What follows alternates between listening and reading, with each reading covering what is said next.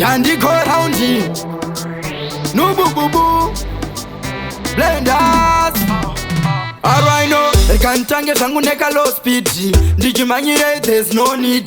Tima tanga wambo ndipa piti. Ndawiyanda karongezera furukiti. Pati varipo vanosapota matiriri. Kubaba ndakatanga vari pandiri. Vaindisimbisa kupandiri mudiki. Vachindigwinyisa dzamara vaendesa mbiri. Handigambo kundike ndoda kuenda mberi. Handigambo kundike aiwa ndoenda mberi. Handigambo kundike Tima Mount Zion Animbo pera simba Jero ndiga doramba ndichizama Senge ndukunyora sama Ndichifunga zvakadzama Vari kwa kutama Vanotodawo kutamba Ndicharatidza ukamba Ndatarisa kwandabva Ingave nhamo yandatamba Chero mutunhu wandafamba Handimbokanganwa Kuti vekwangu ndevapinda wana handipa matamba Nekuti Handigambo kundike Ndoda kuenda mberi Handigambo kundike aiwa ndoenda mberi. Handigambo kundike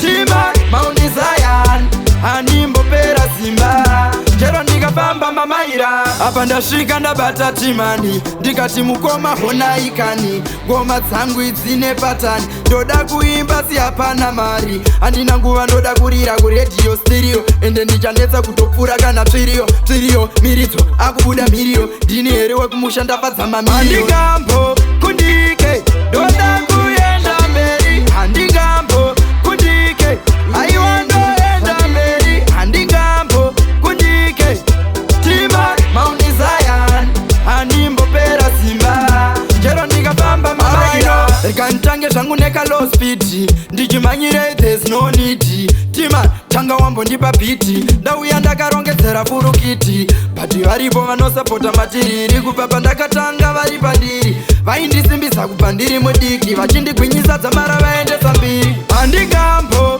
kundike ndoda kuenda mberi. Handigambo kundike aiwa ndoenda mberi. Handigambo kundike Tima Mount Zion Handimbopera simba Chero ndikafamba mamaira. Handigambo kundike ndoda kuenda mberi. Handigambo kundike aiwa ndoenda mberi. Handigambo kundike Tima Mount Zion Handimbopera simba Chero ndikafamba mamaira.